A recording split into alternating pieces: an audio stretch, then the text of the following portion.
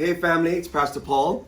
I wanted to give you an update on this coronavirus, the COVID-19 pandemic right here in our county and in the country, in the world. Well, the last few days, I've given a kind of update on it. The first time I spoke about it, I spoke about how we are to respond just to the pandemic. Jesus was taken to the top and the highest point in the temple, and Satan said to him, "Throw yourself down. Because God's word says, I will give my angels charge over you, and you will not crash your foot against a stone." And Jesus said to the devil, "Do not put the Lord your God to the test." And so I was encouraging us as a people that we don't be reckless in our behavior. We don't set ourselves up for a fall and then have some kind of pseudo Christianity that says, well, God is going to protect me so I can do whatever I want. That's not proper. And so I encouraged us that do what's necessary and reasonable to protect yourself from the virus. Wash your hands regularly and often, keeping your hands from your face. In your social interactions, manage that you don't get into large crowds where there are people who may be infected. Manage your social interactions of touching and feeling, and consider yourself where you are in terms of how you travel and where you go. And so we learned that, and we've been practicing that to not put the Lord our God to the test, but knowing his protection is with us, we take what is reasonable precautions. And then yesterday I sent another one out explaining the reality of facing the facts with faith. In Romans chapter 9, it spoke about Abraham, how he was not weakened in his faith when he considered the facts that his body was not able to have children. And so too we face the facts that there is this widespread spreading of this virus around the world. It's right now recognized as a pandemic. It spreads like the flu, but it's particularly dangerous to those who are older, to those who have pre-existing conditions, respiratory issues, hypertension, different things. And so therefore, we said those are just the raw facts. But our faith allows us to face those facts without even being stressed or panicked. We take our precautions, we take care of our family, we watch ourselves, and we worship the Lord, knowing that as Abraham gave God glory, so too we give God glory in everything and in every situation. Today, I want to share with you just an update on the coronavirus and the pandemic and what's happening. Yesterday in our governor and all through our state, there's been many recommendations as how a society we can reduce the impact and reduce the spread of this virus. And one of the recommendations was that we would not have any public gatherings of 250 or more. They have requested that we cancel or postpone those gatherings. Why? To reduce again the impact of the virus upon our most vulnerable, upon our parents and those who have chronic illness. And so therefore, we had to make a decision concerning our worship services on the weekend. And as we considered those things, I made some notes here that we needed to follow some measures that allows us to have the social distance required without social isolation. We need to put in place some measures that provide space for worship where people don't have to worry, that we would give people access to ministry while maintaining measures of public safety and people's health. And finally, that the measures that we would take would demonstrate the care for our people and also allow us to be in solidarity and in unity with what's necessary for society at large. See, I have parents-in-law who live with us. Dad is 77, mom is 68, and we have to make decisions and discuss with them what's best for their safety. And one of the things we said to them was, hey, let's not have you be in worship on Sunday with a large crowd. Instead, be at home and worship there.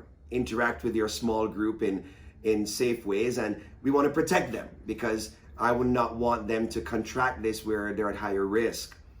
And that same care and love I have for them, I have for you and for all of us as believers in Christ and in the family of God. And been praying, asking the Lord, what do we do about our services? Well, this weekend, this is what I want us to do. If you're over 60 years old, If you have any kind of pre-existing conditions, if you have any concerns where it would put you at risk to be in a public space, I'm going to encourage you to stay home and to tap into our worship service online right now through our Facebook post. And we're working to get it also on YouTube and on our website. You can log in at the times of our service. One service is at 9 o'clock and the other service is at 11 o'clock. We're preparing ourselves that we can stream our services online and you can engage in worship in that way. And so that you can have the full experience of our worship, even though we have the limitation of not being in touch with it.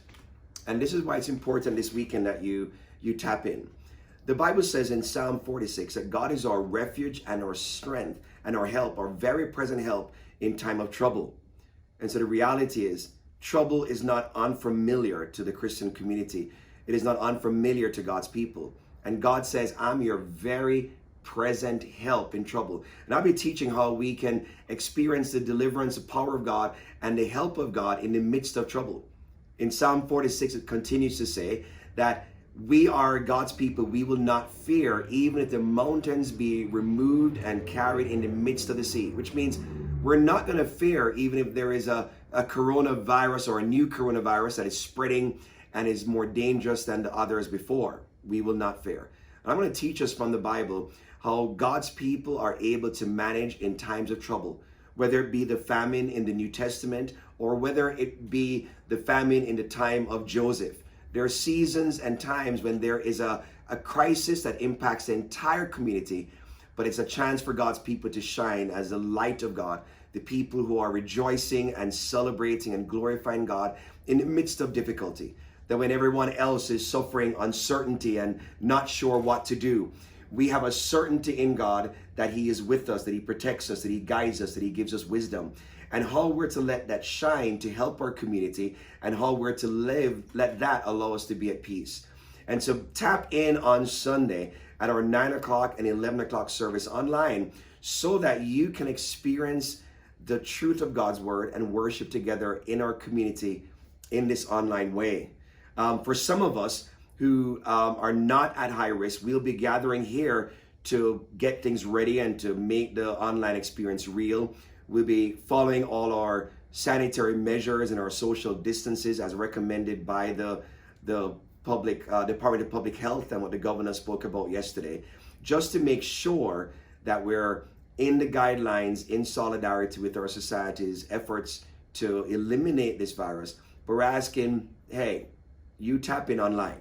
And some of us, if you really want to, you call in and say, hey, I want to come and help and be a part of making it available. And we're going to make sure keep the number of people on the campus much lower than even what the governor said. They gave us 250 as our max. We're going to keep our numbers here on Sunday morning in our services less than 100, just for us to create the social distance that is needed to prevent anyone from being in harm. And if you're sick, if you're coughing, you're wheezing, you have a fever, please stay home. Let your healthcare provider know and get yourself checked, because together we can really beat this. We can unite together as a community of people of faith, as well as with our wider society, so that together we can beat this thing and not let it damage or kill those most vulnerable in our society. So I've given you a lot to think about, but I'll narrow it down to these bottom line things. Number one, take care of yourself. Take this thing serious. Number two, keep trusting God and live at peace, not in panic. It's not the end of the world. Number three, let us be responsible in how we relate to other people and how we abide by the societal efforts to eliminate this thing as fast as possible. Right now, it's at the beginning of the spread in the United States, and we need to nip it early and beat this thing, because God is on our side and we will prevail. And then finally, when it comes to our worship experiences together, many of us watch online anyway and tap in there. I'm going to ask you, if you're at any risk level at all, please just tap in online. You're able to worship, you're able to participate.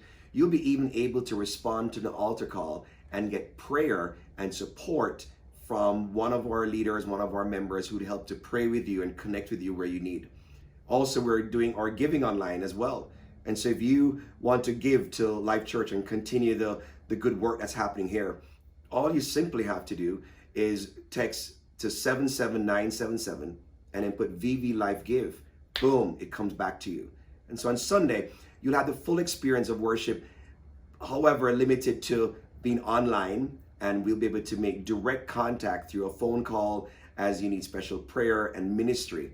And God is with us, and he'll help us through this season of trouble because he's our very present help in times of trouble. This is Pastor Paul. If you need any more information about this, please don't be afraid to give us a call and to connect with us online, whether it be by Facebook or on our website. God bless you, and I'll see you soon.